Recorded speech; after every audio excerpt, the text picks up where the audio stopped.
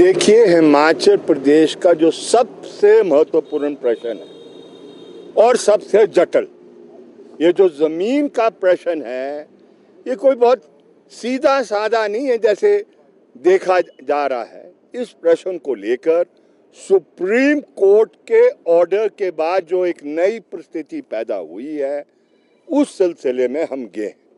नई परिस्थिति क्या पैदा हुई है ये समझना।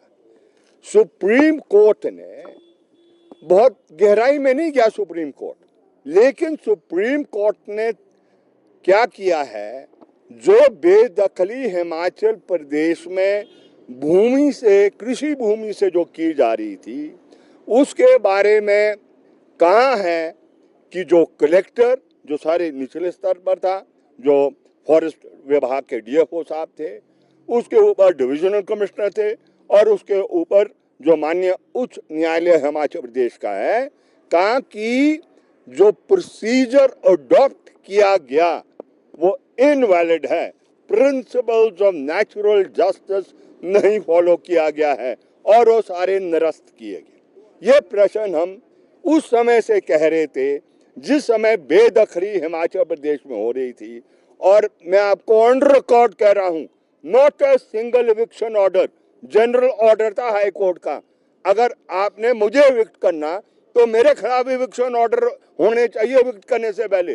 इसलिए इस प्रश्न को लेकर हमने कहा है कि रास्ता निकाला जाए जिससे कि जो आज जुल्म गरीब पर हो रहा है, बागवान पर हो रहा है, मकान सील किए जा रहे हैं, और उसकी जो खेती वो कर रहा है, उस खेती को नष्ट करने का जो कार्य किया जा रहा है, उसका एक रास्ता निकाला जाए। इस सिलसिले में तनवर जी ने इस बात का भी जिक्र किया। हमने मेमोरेंडम दिया है, वो 6 पॉइंट का, जिसमें हमने कहा है कि दो बातें जिस पर बहुत पॉजिटिव हिमाचल प्रदेश की सरकार रही है।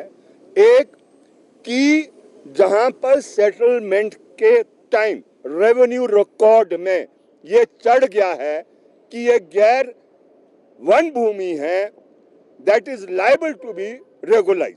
जहां पर ये कहा है कि भाई वो मालिक, ये क्या कहते हैं, कब्जा फलाना फलाना, मालिक हिमाचल प्रदेश सरकार है, और जो एंट्री है कि किस्म क्या है रेवेन्यू रिकॉर्ड में है, हाँ, बखल, अबल, क्यारी है ना, अलग अलग जो कैटेगरीज जो होते हैं जमीन के। तो जहां ये वन के अलावा कोई भी कैटेगरी है तो that is liable to be, कानूनी तौर पर वो that is liable to be regularise. एक प्रश्न। दूसरा प्रश्न है, हिमाचल प्रदेश में जो ग्लोबल वार्मिंग के जरिए जो पिछले वर्ष 2-3 वर्षों में जो त्रासदी हुई है और बड़ा भारी नुकसान हुआ है, जगह जगह हिमाचल प्रदेश में, जुब्बल के इलाके में हुआ है, रामपुर के इलाके में हुआ है, समेज के इलाके में हुआ है, कोई आपके पोंटा के इलाके में हुआ, कोई है बंजार के इलाके में, कोई हिमाचल का हिस्सा छूटा नहीं है। कांगड़ा के अंदर वो हुआ है ना, मंडी के इलाकों के अंदर हुआ है ना, बद्दी के अंदर हुआ है। एवरीवेयर हिमाचल प्रदेश में त्रासदी में जो नुकसान हुआ है, भूमि खत्म हो गई किसानों की। मैं आपको 100 से ऊपर किसान सभा और सेब उत्पादक संघ, जिसके जरिए ये मेमोरेंडम आज दिया गया है, 100 से ज्यादा स्थान दिखा सकते हैं जहां पूरी खेती की जमीन तबाह होगी या तबाह। आप क्या करेंगे? Can you allow him to die? कोई ऐसी व्यवस्था हो सकती है हमारे संविधान के तहत कि उसको हम मरने के लिए छोड़ दें? इसलिए हमने कहा कि 1980 से पहले तबादला की नीति हुआ करती थी। जहां भी नेचुरल क्लैमिटी आया करती थी, ग्लेशियर आ गया, बादल फट गया है ना, फ्लड आ गए, स्लाइडिंग हो गई है ना, जो भी है, तो जमीन वो जो निजी भूमि होती थी वो सरकार के हवाले कर दी जाती थी, और सरकार उसके बदले भूमि दिया करती थी। ये भी नेगी जी ने माना है। All these questions can be considered. हम 6 पॉइंटों पर ले है। हमारी पोजीशन ये है कि जिस किसान को बेदखल किया है 2002 के बाद, without following the proper procedure. Proper procedure क्या है? बेदखली, हमारा कहना यह है, बेदखली आप पब्लिक परमिसेस एक्ट के तहत नहीं कर सकते। वो समरी है, वो कोई एविडेंस नहीं लेते हैं, वो मन मर्जी का ऑर्डर है, वो तालिबानी ऑर्डर है, वो तानाशाही ऑर्डर है। इसलिए कोई भी कार्रवाई आपने किसान के विरुद्ध करनी है तो वो की जाएगी लैंड रेवेन्यू एक्ट के तहत, प्रॉपर मेथड, प्रॉपर एविडेंस को लेकर, क्योंकि टाइटल के बगैर कोई बेदखली नहीं हो सकती है। First you have to find the title, title से ओनरशिप फ्लो होती है। तो इसलिए कानूनी प्रक्रिया को आपको फॉलो करना है। यही मंशा सुप्रीम कोर्ट की भी थी और हम समझते हैं हिमाचल प्रदेश सरकार इस बात को समझे, अन्यथा वी आर वेरी क्लियर। देखो हम साफ है,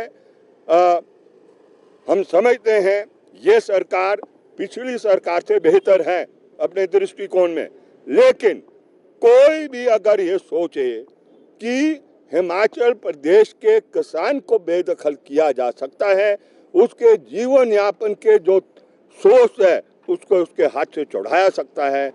हमारा जो झंडा सेब उत्पादक संघ का है और जो किसान सभा का है, ये आखिरी सांस तक लोगों के साथ खड़ा रहेगा। हम ऐसी नौबत नहीं चाहते हिमाचल प्रदेश में जहां आमने सामने हो जाए। इसलिए समय रहते हुए हम विनती करना चाहते हैं हिमाचल प्रदेश की सरकार से कि हिमाचल प्रदेश का अधिकतर हिस्सा जंगलों में है। हमारे पास सिर्फ 10% भूमि है जिस पर हम खेती करते हैं, और जिस तरीके से हमारे बुजुर्गों ने पहाड़ों को काट कर खेती योग्य भूमि बनाई है, आज वो सारी भूमि उसे छीनने की क्या कहते हैं साजिश ये रची जा रही है। तो ये जो किसान के दुश्मन हैं उनको भी हम आगाह करना चाहते हैं, जो बागवान के दुश्मन हैं उनको भी आगाह करना चाहते हैं, और हम उम्मीद करते हैं कि साथी राकेश सिंघा ने बड़े विस्तार से जो अभी माननीय सुप्रीम कोर्ट का ऑर्डर आया और उसके जो प्रभाव हिमाचल प्रदेश में हैं, तो वो सीमित केवल 40 स्पेसिफिक केसेस तक ना रह करके हिमाचल प्रदेश में जब से लैंड रेवेन्यू एक्ट के अंदर अमेंडमेंट्स लाई गई थी 163A, जिससे हिमाचल प्रदेश का जो लघु सीमांत किसान था और उनकी ज़मीनों को रेगुलराइज करना था, वो लगभग 1.25 लाख के करीब केसेस थे। उस समय भारतीय जनता पार्टी की गवर्नमेंट थी। आम जो किसान था उन्होंने उस समय जो एफिडेविट दिए थे उस ज़मीन को रेगुलराइज करवाने के लिए, और उसे आज तक रेगुलराइज करने के बजाय उसमें जो बेदखली हुई है, ये सारे दोबारा से रिव्यू होने चाहिए। और इसके ऊपर जो अभी सुप्रीम कोर्ट का ऑर्डर है कि जिसे अभी तक जो बेदखली जिस तरीके से की जा रही थी उसे इनवैलिड कहा गया है, तो इस दिशा में हिमाचल प्रदेश किसान सभा हर जिला के अंदर सबसे ज़्यादा अधिक केसेस तो कांगड़ा जिला के अंदर है, 40,000 से ऊपर, 28,000 से ज़्यादा केसेस मंडी में है, फिर शिमला है।